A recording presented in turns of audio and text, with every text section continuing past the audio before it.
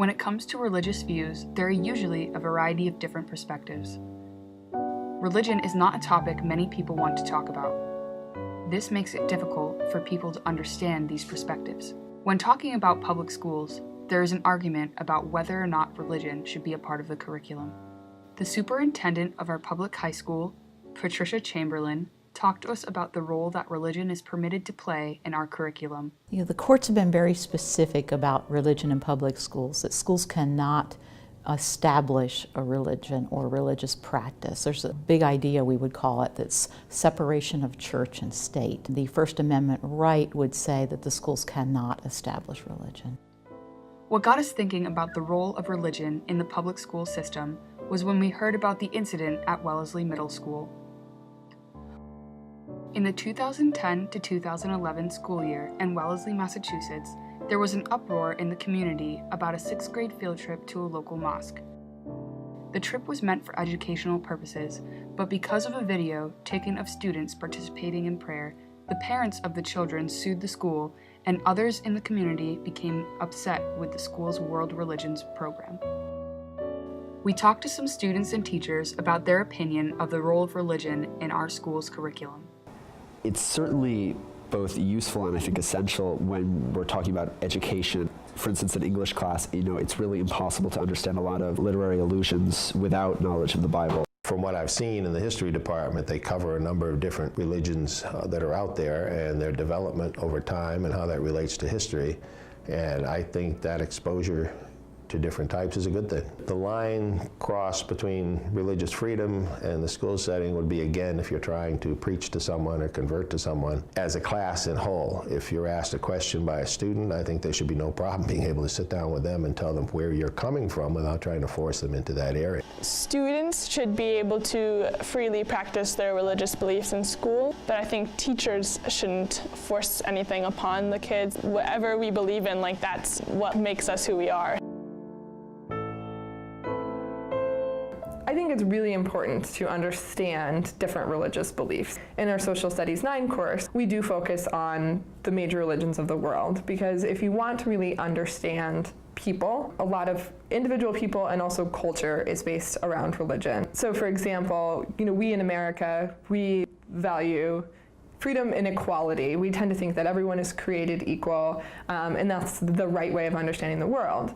But if you look at Indian society, which is mostly Hindus don't believe that everyone is equal, right? They believe in a caste system, and that caste system is justified by religion. There's some people who have better karma, who are at the top of the caste, and there's some people who need to work on their karma and have to, fulfill their certain role in life. Understand the way that they view the world, the way their culture works. You really have to understand their religion. Middle school teacher Jonathan Rabinowitz was one of the teachers present on the Wellesley field trip to the mosque. This whole idea of perspective and understanding other people. There was one woman from Saudi Arabia. To this day, I believe that the women in Saudi Arabia are not allowed to drive. And just as a human to human, I remember we were talking about this, and someone, maybe it was me or someone else, asked this teacher, what do you feel about not being able to drive in Saudi Arabia? And I always remember her answer. She saw the opportunity or the law about her not being able to drive almost as putting her on a pedestal, almost treating her like royalty, almost this idea that she was so valuable to this society that, yes, she couldn't drive, but someone else would drive her. She turned it around, the way she answered the question. And not that I agree with that, but I remember just thinking that we may have our perspectives about things and it might seem black and white, but when I heard her talk about not having the right to drive and seeing it as empowering to her, whether or not what we think about that, it struck me that people can have completely different views than we do about something, and who are we to necessarily judge it? We interviewed Linda Wertheimer, the author of Faith Ed, who explained the importance of teaching religion. I grew up as the only Jew in a small Ohio town. The very first week of school, there was a woman who came in and she taught weekly classes on Christianity. And she was paid for by a local group of churches. And here I was Jewish, and here was this class on Christianity, and it was preaching. And my parents got me excused, but everyone then noticed that I was the one kid, leaving the classroom every week. And what happened as a result of that was I became slightly ostracized and sort of isolated from my classmates. They were like, well, what's a Jew? why don't you go to our class, that kind of thing. And it got me sort of thinking, like, what if instead of preaching to us about religion, they had taught us about different religions? Sometimes it can be difficult for religious and non-religious people to understand each other. That is why it is so important to educate, to increase tolerance among them. It's a very odd thing that the very word atheism has a sort of terrible resonance to people. Dawkins says when it comes to atheism, most people just don't get it.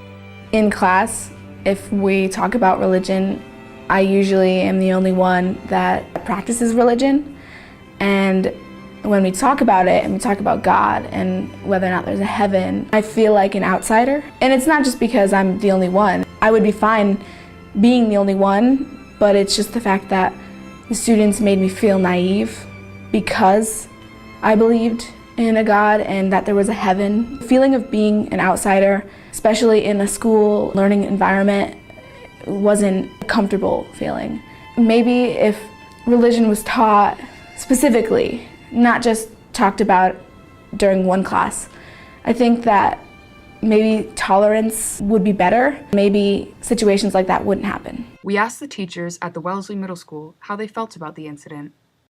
Nice things that came out about this was that the town actually sort of had an informal debate over whether they feel like this is an important curriculum to do.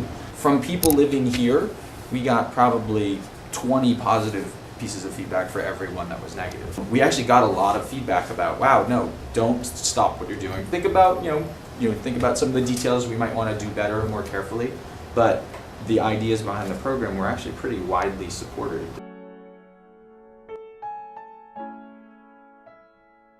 Students can learn about different religions without compromising between the separation between church and state by doing their own research. Like I said before, they could choose to do an independent project. I did it, and we each had to make up our own religion. Before that, we had to also learn about the different religions, but we did the research. The teacher wasn't saying, giving the little pointers, but without any bias whatsoever. So whenever we're talking about the scriptures of any of the religions, we'll talk about the fact that archaeologists and historians haven't found proof for many of the things that the scriptures talk about.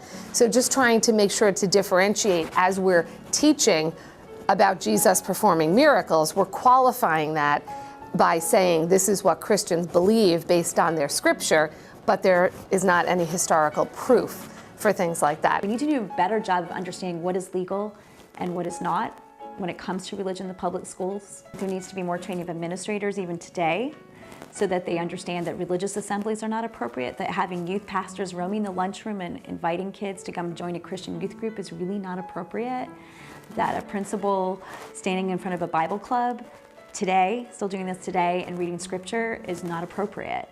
That it's okay for students to lead prayer if they want. You don't want people to feel as though they are being indoctrinated, or even more subtly that one religion is being preferred over another. I think it's the intention. My intention is to help you understand this religion better, to understand the culture and the history around this, and not to kind of sway you to believe something. Religion has always been a controversial topic. It has caused a lot of disagreements between people of different faiths and people who are non-religious. We discovered that the problem is not the belief, it is just a lack of understanding. That is why it is crucial to teach people about different religions that dominate our world's culture.